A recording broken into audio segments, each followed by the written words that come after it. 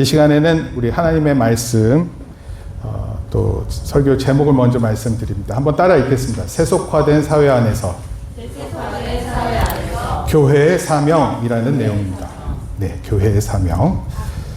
먼저는 빌립보서 말씀이고요. 그 다음에 또 요한복음 말씀이 있습니다. 먼저 빌립보서 2장 5절에서 8절까지 말씀을 봅니다. 우리 같이 읽겠습니다. 모두 4절밖에 안 되니까 우리 같이 읽습니다. 시작. 너희 안에 이 마음을 품으라. 곧 그리스도 예수의 마음이니 그는 근본 하나님의 본체시나 하나님과 동등됨을 취할 것으로 여기지 아니하시고 오히려 자기를 비워 종의 형체를 가지사 사람들과 같이 되셨고 사람의 모양으로 나타나사 자기를 낮추시고 죽기까지 복종하셨으니 곧 십자가에 죽으심이라. 요한복음 1장 14절 말씀입니다. 시작. 말씀이 육신이 되어 우리 가운데 거하심에 우리가 그의 영광을 보니 아버지의 독생자의 영광이요 은혜와 진리가 충만하더라. 아멘. 지난주의 설교에 이어서 이어지는 내용입니다. 저희가 가스펠 프로젝트를 계속 공부하고 또 성경 말씀을 읽고 체계적으로 공부를 하는데 2주가 좀 비었어요. 그래서 제가 무슨 생각을 어떤 말씀을 전하면 좋을까 생각을 하다가 준비한 내용입니다. 무엇보다도 제가 많이 고민했었던 것은 따라합시다. 하나님 앞에서의 나. 하나님 앞에서의 나. 우리 자신이 하나님 앞에 서 있는 겁니다. 지금 이렇게 예배 드리는 거 보면 저 혼자 여러분들 앞에 서 있는 것 같죠? 그렇지 않습니다. 언젠가는 하나님 앞에 서는 자신을 보게 됩니다. 그러다가 생각난 게 기독교의 영성이라는 내용입니다. 우리가 아무리 바쁘고 슬프고 어려운 삶을 살더라도 잊지 말아야 될 것이 있어요. 그게 뭐냐면 바로 하나님 앞에서 어떻게 살 것인가 라는 겁니다. 그것도 하나님 앞에서 살아가고 있는 거예요. 제가 사람들을 보면 종종 저의 눈치를 보는 사람들이 있어요. 또는 여러분들 부모님의 눈치 봐요, 안 봐요? 보죠? 네, 추석날 가면은 부모님, 이도가 얘기하니까 되게 웃긴데, 너는 이제 초등학교 1학년이에요. 근데 초등학교 1학년 때 엄마 눈치 봐야 되죠? 네. 엄마가 딱 화났어. 그래서 첫째가 혼나요. 그러면 막내는요, 눈치가 빠릅니다. 제가 목사로서 캄보디아에 방문했었을 때도 거기 있는 학생들이 지난번에 저를 만나본 적이 있으니까 저 눈치를 보는 것 같아요. 눈치라는 건 다른 거 아니죠? 저한테 좋게 보이고 잘 보이고 싶은 마음 때문에 그런 것 같아요. 그거 나쁜 건 아닙니다. 그런데 항상 내가 살아가는 것이 하나님이 계신다고 생각하고 살아가는 것이 중요합니다. 그것을 가리켜서 기독교의 영성 이렇게도 표현할 수 있습니다. 제가 좀 정의를 해봤어요. 기독교의 영성, 삼위일체 시작. 삼위일체 하나님께 집중하며 성령님의 인도함을 받아 예수 그리스도의 형상을 회복하고 하나님 말씀을 따라 살아가는 전인격적인 변화 과정 이렇게 표현했어요. 우리가 바뀌어가는 거예요. 하나님 앞에서 살고 있다 이렇게 생각하잖아요. 그럼 그 인생이 바뀌어집니다. 예전에는 내 마음과 내 생각대로 했다면 점차적으로 하나님을 의식하고 또 하나님께 집중하고 성령님의 인도하심도 받는 거예요. 그래서 옛날에는 내 마음대로 살던 마음이 많았는데 성경을 이렇게 읽고 또 설교를 듣고 집에 가면 하나님이 이런 말씀을 나한테 주시는구나 이런 걸 경험하는 겁니다. 깨닫는 거예요. 언제 이런 걸 깨달을까요? 한번 물어볼게요. 언제 이런 걸 깨닫는 것 같습니까? 혹시 유치원 때 깨달을 것 같아요? 초등학교 때 깨달을 것 같습니까? 목사님에게도 초등학교, 유치원 시절이 있었는데 또 교회도 나갔는데 그때 잘 모르는 것 같아요. 잘 모르고 기억에 남는 건 성경 이야기만 기억에 남습니다. 옛날에 예수님이 이런 일을 하셨어. 옛날에 성경에 이런 인물들이 있어서 이런 것만 기억났습니다. 근데 중학교, 고등학교 들어가면서 성경의 의미를 조금 더 살피기 시작했고 나중에 이제 청년 또 대학생 때는 그 깊이를 알고 싶기도 했습니다. 어찌됐건 하나님 말씀을 통해서 교회에서 하나님 말씀을 듣고 이렇게 커가면서 하나님에게 맞는 사람이 어떤 모습일까를 생각하면서 우리가 성장해 가는 과정을 가리켜서 기독교 영성 이렇게 표현할 수 있습니다. 그러다가 떠올린 사람이 따라해 봅시다. 디트리 본헤퍼. 네. 또는 그냥 요즘에 저는 DE라고 배웠는데 D3 이렇게 배웠는데 요즘엔 D3 이렇게 하더라고요. D3 본회퍼. 똑같은 사람입니다. 본 회퍼라는 목사님이시고 제가 한 30년 전에 옥중서신이라는 책을 읽었습니다. 옥중서신은 다른 말 아니고 감옥에서 편지 썼다 이런 뜻입니다. 근데 그 내용이 너무 감동적이었습니다. 대표적인 내용이라서 제가 같이보단 제가 읽겠습니다. 만일 미친 사람이 베를린의 번화한 거리에서 인도 위로 차를 몰고 달린다고 하면 나는 목사로 죽은 자를 장사하고 가정을 위로하는 것으로 만족할 수 없습니다. 내가 만일 이 장소에 있다면 나는 덤벼들어서 그 미친 운전사가 운전을 하지 못하도록 막아야 합니다. 이런 내용이었어요. 이 D3 보네퍼라는 목사님은 언제 목사님이냐면 독일의 히틀러가 정권을 잡고 있을 때 목사였습니다. 그래서 많은 사람들이 희생을 당했거든요. 또 독일에 의해서 많은 주변 국가들의 사람들이 죽었습니다. 근데 그때 목사로서 장례식이나 치르고 있기는 불편하다 이런 뜻입니다. 그래서 그 운전자 핸들을 뺏어서 그 사람을 막겠다. 그래서 했었던 활동이 히틀러를 암살하는 조직에 가담했습니다. 히틀러는 암살당하진 않았어요. 그 전에 이 목사님도 돌아가셨습니다. 우리의 인생을 살아가면서 마주하는 불공평 또는 불의한 일들을 많이 경험합니다. 어렸을 때부터 경험해요. 우리 애들이 이런 말 하죠. 엄마 왜 나만 가지고 그래?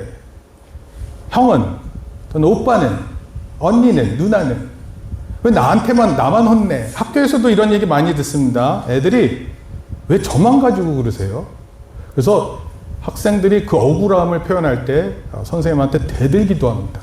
왜 나만 혼내는데요? 예? 우리 도윤이도 그랬고 우리지도 그랬는데 왜 나만 가지고 그래요? 이렇게 막 불편한 표현을 막 합니다. 그런데 그런 상황에서 어떻게 살아야 될지를 일종의 보여주는 신호등과 같은 사람이었다라고 이제 역사의 사람들은 이 D3 본회퍼 목사님을 이렇게 소개합니다.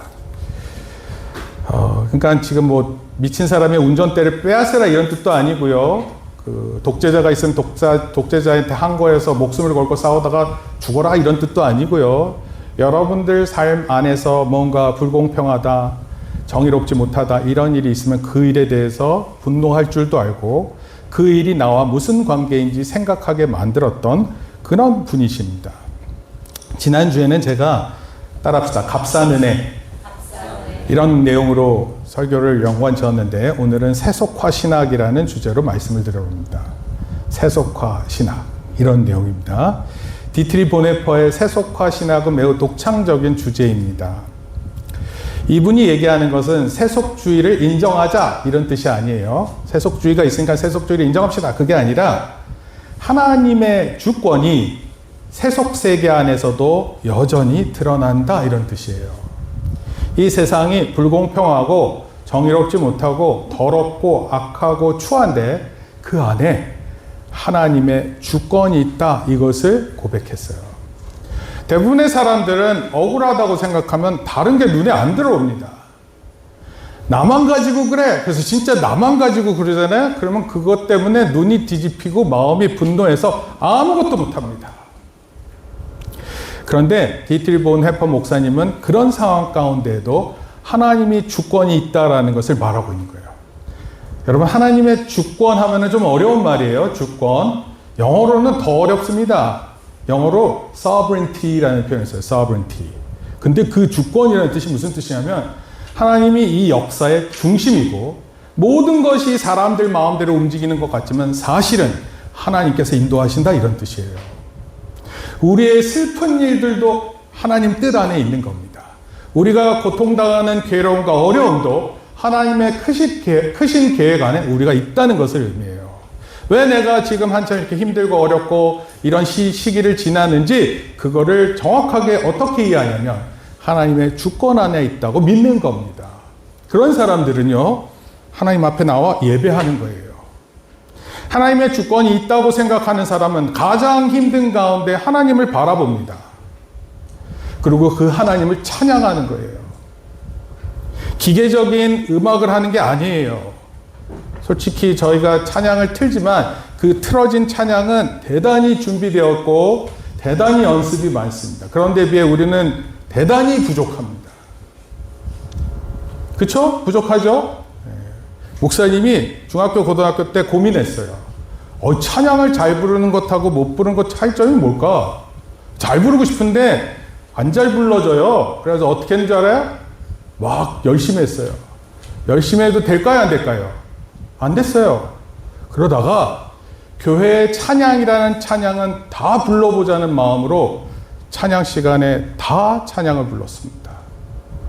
찬송가 많이 불렀거든요, 저희는. 근데 그때 그 찬송가 보통 금요 철야 예배 가면 찬송가를 뭐 한 20개 부르는 것 같아요. 그럼 그걸 다 불렀습니다. 그때는 제가 목회자의 꿈을 갖고 있지 않았어요. 서서히 생각을 했는데, 근데 찬양을 정말 열심히 불렀어요. 여러분 그거 아세요? 찬양 열심히 부르니까 찬양을 잘 부르게 됐어요. 나중에는 많은 사람들 앞에서 찬양을 불렀습니다. 목사님이 이제 미국으로 유학 갈 때 아직도 그때 그 찬송을 기억합니다. 제가 그 큰 교회 앞에서 유학을 가기 전에 교회 마지막으로 찬양을 드리고 가겠습니다. 이런 마음으로 찬양을 불렀어요. 그럼 저도 되게 울적했지만 저를 아는 모든 사람들이 그 찬양에 감동을 받았어요. 뭐 제가 혼자 느끼는 건지 모르겠는데 하여튼 감동을 받았습니다. 여러분 찬양은 그런 거예요. 한 사람이 하나님 앞에서 모든 감사를 올리는 게 찬양입니다. 그러니 어떻게 소홀할 수 있습니까? 저는 지금도 마찬가지죠. 제가 찬양할 때는 제가 가진 모든 힘을 사용해서 찬양합니다. 다른 말로 하나님의 주권이 내 삶에 있다는 것을 믿기 때문에 그래요. 그게 아니면 그렇게 할 필요 없어요. 여러분 해피 버스데이를 아무리 좋아한다라도 남의 축하 노래를 목소리 높여서 부르는 것 정도껏 해야지. 그러나 하나님 앞에서는 전혀 차원이 다른 우리의 찬양이 되어야 하는 것입니다. 어찌됐건 디트리 본헤퍼 목사님은 이런 생각을 갖고 계셨어요. 하나님의 주권이 우리 세속세계 안에서도 여전히 드러난다. 우리가 사는 세상이 또 우리 자신이 분리된 게 아니에요. 내가 살아가는 세상과 나는 아주 밀접하게 연관되어 있습니다. 그래서 어떤 사람들은 내가 사는 세상이 곧 나다 이렇게도 표현해요. 왜냐하면 그 나의 모습이 이 세상의 가치를 극명하게 드러내기 때문에 그렇습니다. 여러분들이 지금 입고 있는 옷 자체가 여러분들의 모습을 나타내요. 옷을 어떻게 입는지 선택도 여러분의 것입니다. 주일 교회를 갈 때 어떤 사람들은 뭐 예쁜 옷을 입기도 하고 또 멋진 옷을 입어요. 근데 이렇게 제가 지금 전반적으로 봤을 때 대부분 어두운 계열입니다. 딱 장례식장에 어울리는 느낌입니다. 장례식장을 생각하고 온 건 아니지만 하나님 예배할 때 엄숙함을 의미할 때 또 어둡게 입기도 합니다. 그러니까 여러분 자신을 드러내는 겁니다. 세상의 물질 안에서 가치가 존재해요. 예를 들어서 어떤 거는 비싸기도 하고 어떤 건 싸기도 하죠. 어떤 사람은 비싼 것을 좋아하는 사람도 있어요. 또 어떤 사람은 저렴한 것을 좋아하는 사람도 있습니다. 그런 모든 것들이 가치를 나타내요. 근데 이 가치가 때로는 우리를 매우 힘들게 만듭니다. 또 착각하게 만들어요. 사람을 판단하고 자기 스스로가 우월하다고 생각하고 또 그래서 사람들을 구분하고 차별하려고 합니다. 특히 우리 사회와 문화가 세속적, 물질적 가치를 중요하게 여겨서 성경이 말하는 영적인 하나님과의 관계를 소홀하게 만듭니다.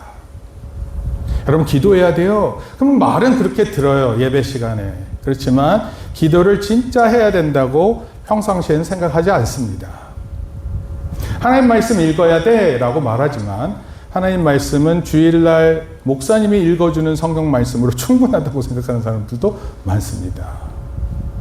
여러분 교회에 나온다고 해서 모두 하나님을 절대적으로 신실하게 믿는 것은 아닌 것 같아요. 그렇지만 교회를 통하지 않고는 그런 신실한 모습을 갖기는 어렵습니다.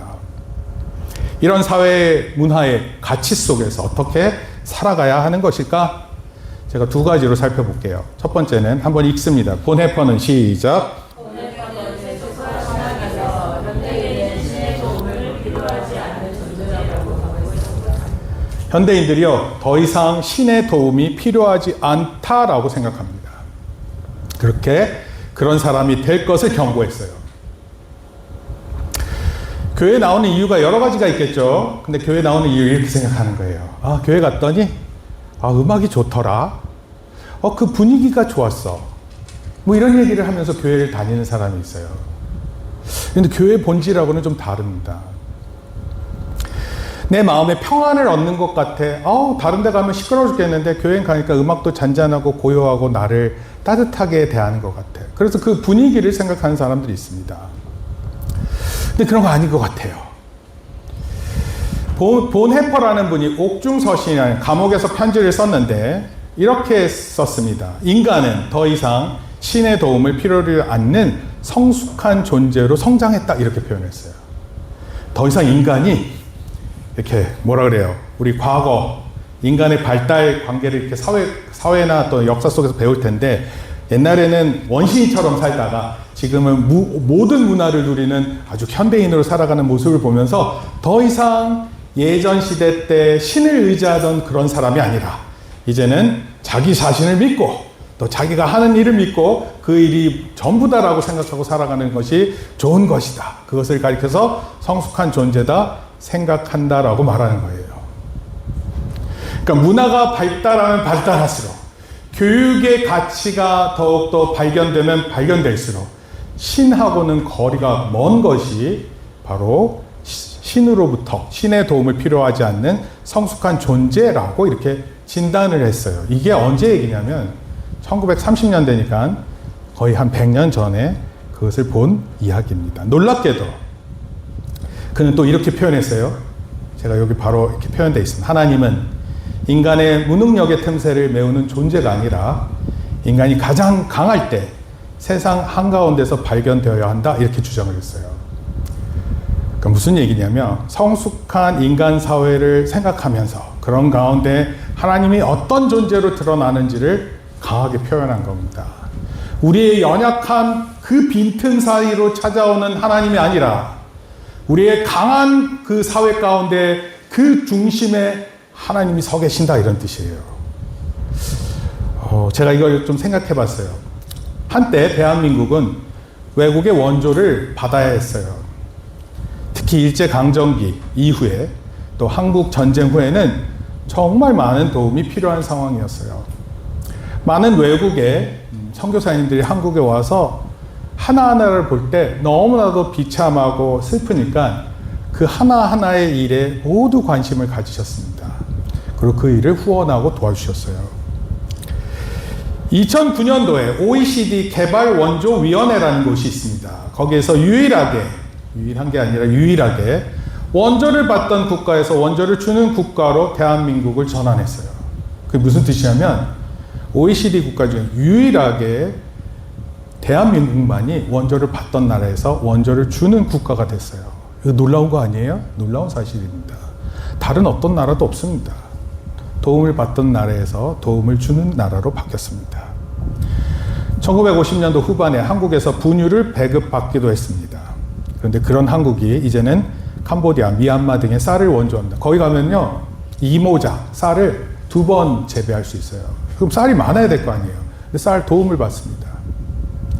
아프리카 국가 식량 지원 이런 걸 대한민국이 하고 있어요. 우리나라에 보면은 뭐 광고 같은데 보면은 여러분들의 1,000원이 또는 여러분들의 2,000원이 한 사람의 하루를 책임집니다 하면서 그거 도움을 구하는 그런 문구들 많아요. 먹고 사는 일에 여러분들 혹시 불편하세요? 먹고 사는 일? 우리는 먹는 것도 선택하면서 먹잖아요. 뭐 먹을까? 근데 거기는 그런 게 아니에요. 있는 것이 먹는 것이에요. 우리 같이 투정할 수 있고 그런 상황이 아닙니다. 근데 그런 가난한 나라에 있었던 우리가 도움을 줄 수 있는 나라로 바뀌었는데 이게 유일한 거예요. 유일한 거. 그럼 대한민국에 태어나고 감사하셔야죠. 그렇죠? 좋은 거 아닌가요? 좋은 일입니다. 근데 이게 무슨 뜻이냐라는 게 도대체. 여러분 도움을 받던 나라가 도움을 주는 국가가 되었는데 그게 무슨 뜻이냐 이런 뜻이에요. 그런 시대가 말하는 게 뭐고 하나님은 도대체 이런 상황에서 뭘 원하실까? 대한민국이 그렇게 되죠. 많은 아시아 국가들이 대한민국을 모델로 삼았습니다. 여러분, 일본 좋아하는 국가들 많아요. 근데 일본은요, 제국주의 형식을 떼어서 다른 나라를 점령하고 약탈해 갔거든요. 물자들을. 근데 한국은 피해를 입었던 국가고 일제강점기에 강점당했던 국가이기도 한데 이 나라가 아주 멋지게 성장했거든요. 경제 발전도 이루고.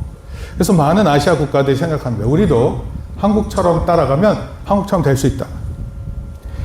여러분, K-팝 들어보셨죠? K-팝. K-팝 유명합니다. 제가 봐도 멋있습니다. 뭐 남자들 다 멋있고 여자들 다 예쁘고 노래도 수준이 다르고요.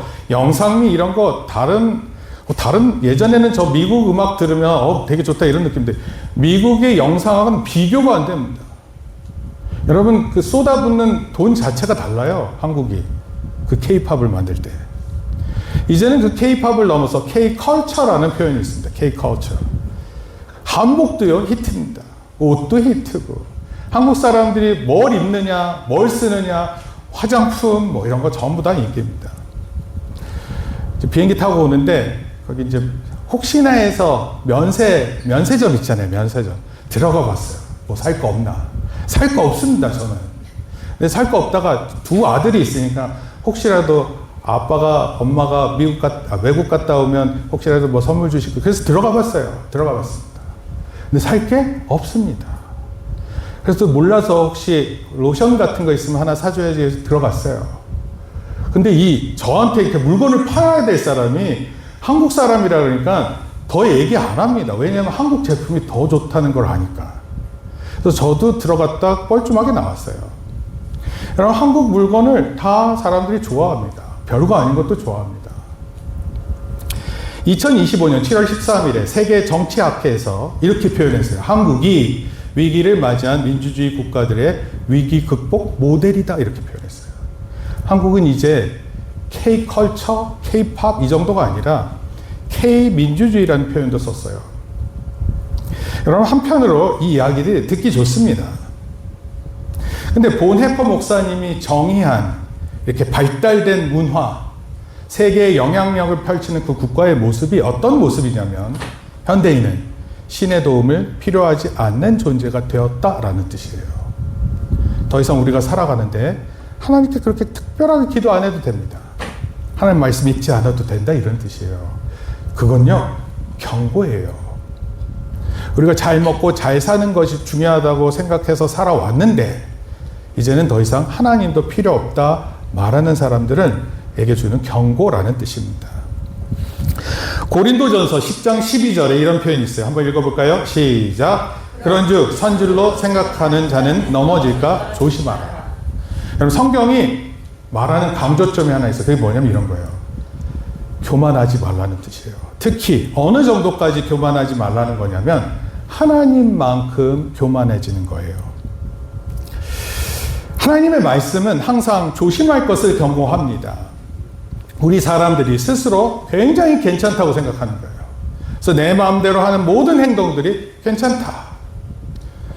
남들을 보면서는 저 사람이 저런 행동하는 거 나쁘다라고 판단은 할 수 있어도 내 자신에 대해서 누가 비판하면 그걸 잘 받지 않습니다. 여러분, 이런 말씀은요, 어디서 되게 많이 봤던 말씀인데 그게 어디냐면 창세기에 나오는 표현이에요. 사탄이 아담과 하와를 유혹했을 때 다른 거 유혹하지 않았습니다. 너희가 그 선악을 알게 하는 열매를 먹으면 하나님과 같이 눈이 밝아질 것이다. 여러분, 우리가 선과 악을 구분하기 시작하면 우리가 마치 모든 걸 다 알아서 이런 거는 하고 이런 거는 안 하고 그럴 것 같으세요? 여러분, 사람들이 그렇지 않습니다. 선악을 알면서도 죄를 지어요. 여러분, 사람은 그런 존재입니다. 근데 그 사탄의 전략이 지금도 유효합니다.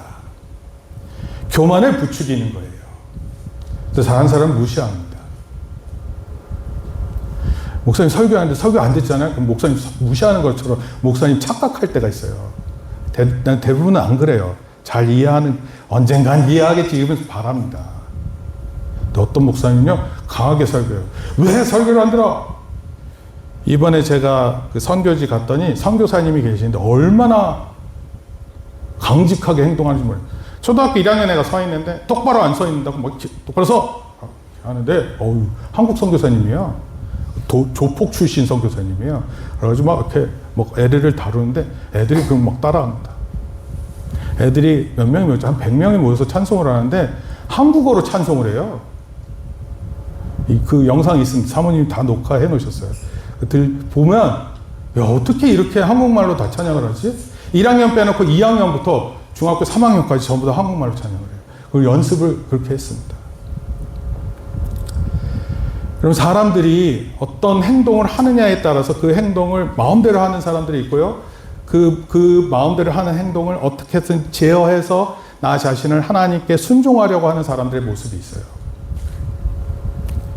사탄은 우리를 교만하게 만들려고 그래요. 우리를 부추깁니다.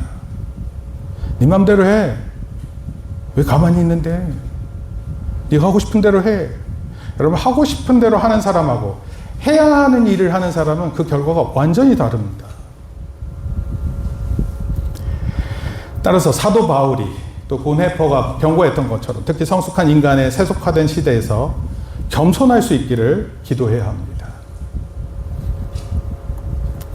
한번 따라합시다. 교만하지 않게 하소서. 겸손하신 예수님의 모습을 닮게 하소서. 예수님은 십자가에서 죽으실 때까지 우리를 위해서 겸손하게 계셨던 거예요. 아까 우리 읽었었던 말씀인데 다시 읽습니다. 너희 안에 시작.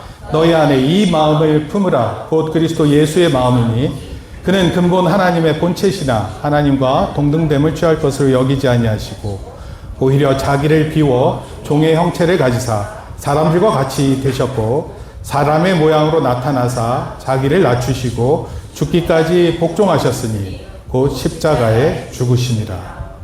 요한복음 1장 14절 말씀도 같이 읽습니다. 시작. 말씀이 육신이 되어 우리 가운데 거하시매 우리가 그의 영광을 보니 아버지의 독생자의 영광이요 은혜와 진리가 충만하더라. 네, 디틀 보네퍼 목사님은 세속화된 사회 안에서 인간들이 교만해질 것을 알고 있었습니다. 하나님이 더 이상 필요하지 않다라는 그런 시대가 올 것을 예견했어요. 대한민국 한때는 어려웠습니다. 지금은 다른 나라를 돕습니다. 근데 어느덧 우리 가운데 교만이 움텄고 그 교만에 어쩔 줄을 모르는 시대가 되었습니다. 그럴 때일수록 하나님 말씀 듣고 우리 자신을 돌아봐야 합니다. 두 번째, 한번 읽어보겠습니다. 보네퍼는 시작. 보네퍼는 세속화 신학에서 세상적이고 인간적인 것을 경멸하지 않고 그 속에서 하나님을 발견하는 태도라고 조언했습니다. 우리 주변에 교만한 사람이 많으면 그 사람들 막 이렇게 어떻게 해서든 잘못된 걸 지적하고 싶죠. 우리가 지적 안 하더라도요, 우리 안에 법이 있어요, 법. 헌법이 있고 우리 사회가 지켜야 될 법이 있습니다. 그것을 우습게 여기다가는 그 법의 처벌을 받습니다. 근데 그런 얘기를 하려고 하는 게 아니고 그런 세상적이고 인간적인 삶 가운데 있지만 그런 가운데서 어떻게 하나님을 발견하는 것이 가장 중요하다. 그거예요. 우리가 세상을 살아 필요한 게 없는 것처럼 보입니다. 다 가질 거 다 가졌어요. 그러면 하나님 안 필요하다? 아니에요. 다 가진 것 같은 그 사회 안에서도 하나님이 가장 필요하다라는 것을 깨닫는 겁니다. 기본적으로요, 사람들은 하나님을 어떻게 인식하냐면 하나님께서 초월적으로, 왜냐하면 하나님이 원래는 하나님이셨으니까 인간 세계에 안 오셔야 되잖아요. 근데 초월하신 분이신데 그분이 하늘나라로부터 우리에게 개입했다 이렇게 생각하는 거예요. 하나님께서 이렇게 오셨다. 그래서 저는 그걸 뭐라고 표현하냐면 출발점 이렇게 표현해요. 출발점. 하나님께서 출발하셨다. 근데 본해퍼는 뭘 봤냐면 하나님의 인식이 하늘로부터 세상 한가운데로 임재하셨다라는 거예요. 어디에 가셨냐라는 거예요. 그 시작된 점이 어디에 있느냐? 도착점을 보고 있는 거예요. 여러분, 그러니까 하나님이 하늘로부터 오셨다라는 사실을 알고 그거 너무 감사한 일이에요. 우리에게 있어서. 그런데 그것만이 아니라는 거예요. 그 하나님이 우리 안에 계신다라는 그 강조점을 훨씬 더 크게 말하고 싶었던 거예요. 그거를 보네퍼의 신학, 세속화 신학에서 그것을 언급했습니다. 우리는 하나님의 임재를 인식하면서도 우리에게 임재한다는 사실에 대한 인식이 부족해요.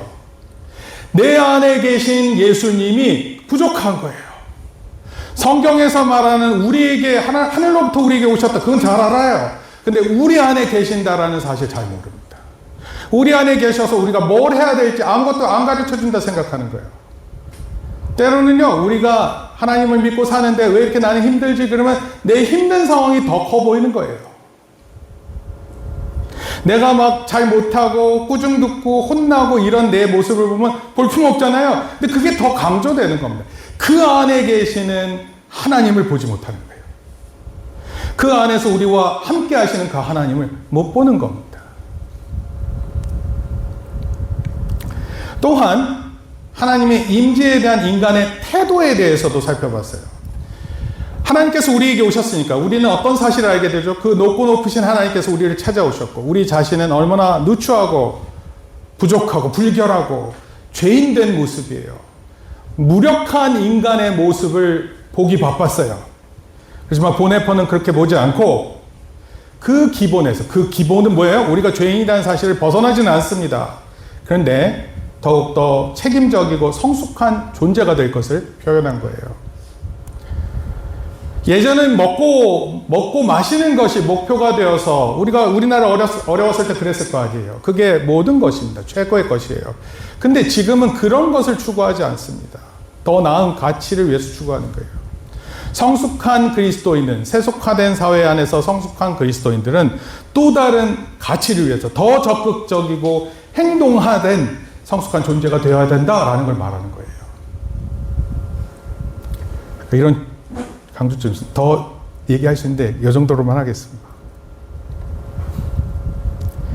보네프는 하나님은 우리의 신비한 세계, 종교 의식에서만 만나는 존재가 아니라 우리가 사는 세상의 한복판에서 우리의 일상 속에서 우리의 역사 속에서 만나는 하나님이다 강조했어요.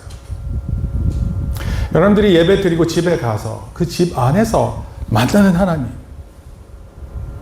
학교를 갔는데 학교에 가서 여러분들 대하는 선생님의 모습이 있잖아요. 여러분들한테 지식을 모르니까 가르쳐 주시는 선생님. 배우는데 잘 안 배워져요. 잘 모르겠습니다. 시험을 맨날 틀리고 그래요. 근데 그런 자기의 존재 가운데서 하나님이 계시다라는 것을 인식하는 겁니다. 그래서 그는 우리 신앙의 초점이 교회와 예배의 중심뿐만 아니라 세상 속에서의 사랑과 책임에 대한 강조점으로 옮겨가고 이것이 기반이 되어서 또 그가 쓰는 글이 있었어요. 보네퍼 목사님이 쓴 글 중에 윤리학이라는 책이 있습니다. 어렵습니다, 책이. 원래 독일 사람들이 쓰는 책들이 어려워요. 그런데 그 읽으면 읽을수록 그 의미를 되새길 수 있습니다. 우리가 살아가는 삶 속에서 실천, 윤리 또는 정의에 대해서 얘기합니다. 그리고 그가 마지막으로 얘기하는 표현이 이런 거예요. 하나님이 인간의 역사 속으로 들어오셨으므로 세속 세계는 곧 하나님의 영역이다. 이런 선언을 해요. 멋지지 않나요? 전 멋진데. 내가 가는 곳마다 다 말도 안 되고 하나님도 없는 것처럼 보이는데 그게 아니라 예수님이 오심으로 이 세계는 하나님의 주권의 영역이다. 이렇게 생각하는 겁니다. 하나님께서 다 이끌고 계신다. 이렇게 믿는 거예요. 그 말씀의 시작이 어디냐면 우리 빌립보서하고 요한복음 말씀이에요. 다시 한번 읽습니다. 시작. 너희 안에 이 마음을 품으라. 곧 그리스도 예수의 마음이니 그는 근본 하나님의 본체시나 하나님과 동등됨을 취할 것으로 여기지 아니하시고 오히려 자기를 비워 종의 형체를 가지사 사람같이 재시고 사람의 모양으로 나타나사 자기를 낮추시고 죽기까지 복종하셨으니 곧 십자가에 죽으십니다. 말씀이 육신이 되어 시작. 말씀이 육신이 되어 우리 가운데 거하시네. 우리가 그의 영광을 보니 아버지의 독생자의 영광이요 은혜와 진리가 충만하더라. 진기가 두 번째 외박을 나왔습니다. 어제가 원래는 7시 반쯤에 이렇게 부대에서 나오면 제가 이제 7시 반에 기다렸다가 진기를 탁 데리고 집으로 오는데 어제는 제가 또 7시에, 8시에 귀국을 했어요. 공항. 그러니까 진기를 데리러 갈 수 없는데 알아서 잘 왔습니다. 알아서 잘 왔고, 네. 또 이제 오늘 저녁에 들어가는데, 지금 군 생활하면서 듣는 여러 가지 얘기들이 있어요. 뭐냐면 이제 군대에서 예배를 드립니다. 주일날 예배 몇 명 나오죠? 5명. 안 나올 때 몇 명 나와요? 딱 저 혼자. 네. 1대1? 목사님하고 1대1 예배? 와, 감당이 안 되겠다. 네. 근데 그 얘기를 딱 들었을 때 저는 어떤 생각이 들어요? 야, 우리 진기가 힘든 곳에서 사는구나. 이렇게 생각하지 않고요. 야, 얘 제대로 배우겠다. 여러분, 사람이 없는 곳에서 오히려 제대로 배웁니다. 제대로 교회도 배우고요. 제대로 군대도 배웁니다. 여러분, 제대로 배우고 싶죠? 그런 마음 있지 않으세요? 뭔가 할 때 제대로 배우고 싶잖아요. 막 배우고 싶어요? 막 자기 중심으로 내가 생각하는 대로 막 하면 잘 될 것 같아요. 잘 안 되는 때가 많아요. 그런데 제대로 배울 수 있는 기회가 있는 거예요. 그리고 얼마나 좋습니까? 1대1. 1대1 예배는 좀 그렇다. 근데 뭐 제가 아까 얘기했던 것처럼 하나님 앞에서 나 자신을 돌아봐야 되는 때가 있거든요. 그럼 그때 정말 말씀을 읽어도 다르게 읽히고요. 찬양을 불러도 다릅니다. 우리가 그렇게 사는 거예요. 때로는 막 힘든 것 같지만 그 힘든 곳이 바로 하나님의 계신 곳이다. 이곳을 하나님께서 찾아오셨다. 그리고 그곳에 하나님의 주권이 있다. 그곳에서 내가 하나님께 영광을 돌린다. 이렇게 믿으셔야 합니다. 아멘. 결론적으로 말씀드릴게요. 사랑하는 성도 여러분, 말씀이 육신이 되어 예수님이 우리와 함께 하신다는 것은요, 하나님의 본체이셨던 예수님이 자신을 비웠다, 이런 뜻이에요. 자신을 없이 여겼어요. 그리고 사람들과 같이 되었습니다.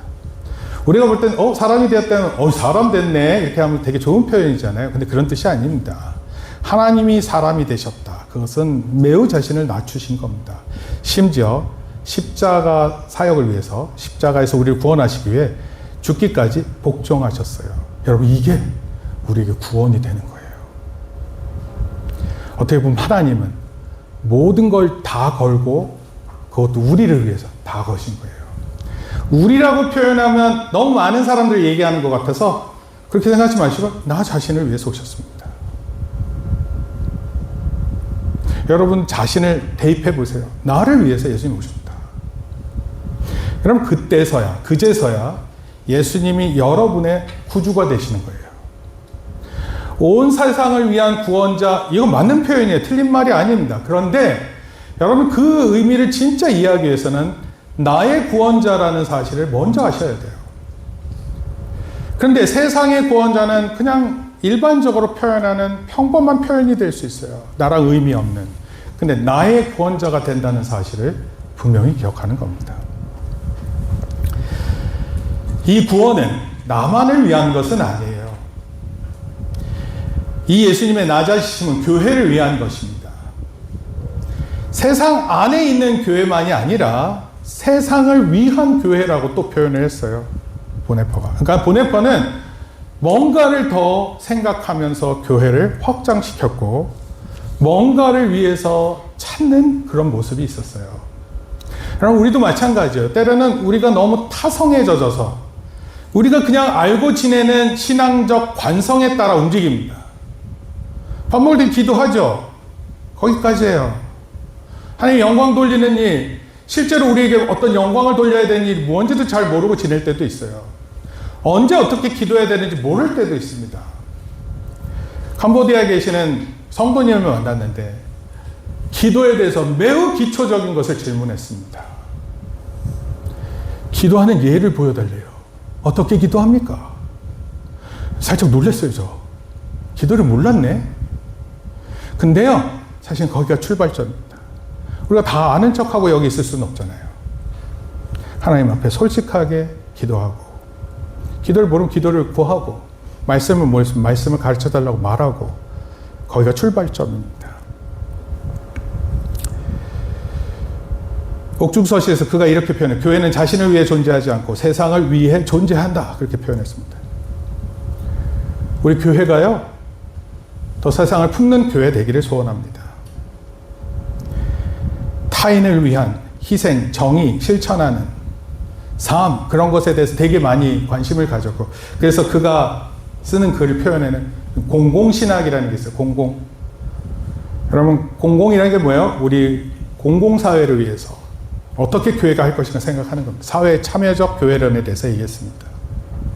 근데 그 글을 다 완성하지는 못했어요. 쓰다가 39살에 감옥에서 교수형을 당했습니다. 여러분, 어느 때에는 반드시 이걸 생각하는 때가 오는 것 같아요. 저도 느지막하게 사역을 하다가 생각을 하는 거예요. 하나님 앞에서 나는 누구인가? 여러분, 제가 지난번에도 말씀드렸지만 여기 있는 학생들 많은데, 학생들은요 지금 당장을 위한 것은 안 할 거예요. 지금은 잘 배우는 겁니다. 그러면 나중에 커서 배워서 뭐 해요? 하나님 앞에 어떻게 살아가는지를 생각하는 자신들이 되어야 돼요. 그거는 5년 뒤 또는 10년 뒤, 15년 뒤.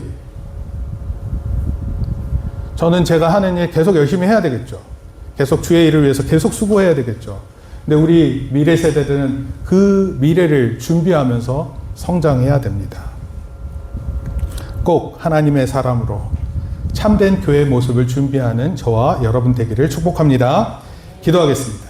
주님, 감사합니다. 우리에게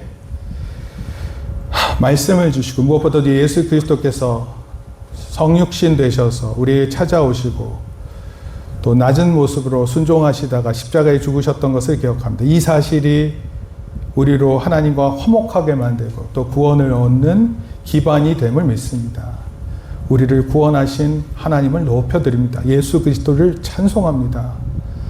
우리가 날마다 또 매일을 살아갈 때마다 예수 그리스도가 나의 구주이심을 고백하며 살아가는 우리 모든 성도들, 또 우리 청년들, 또 우리 학생들 되게 복내려 주시옵소서. 예수님의 이름으로 기도합니다. 아멘.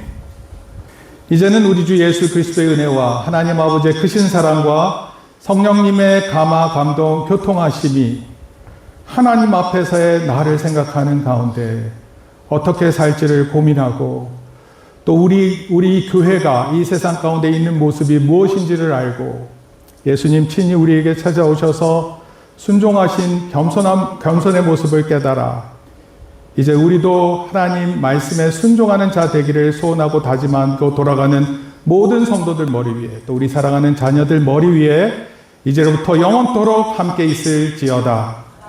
아멘. 우리 박수로 하나님께 영광을 돌립니다.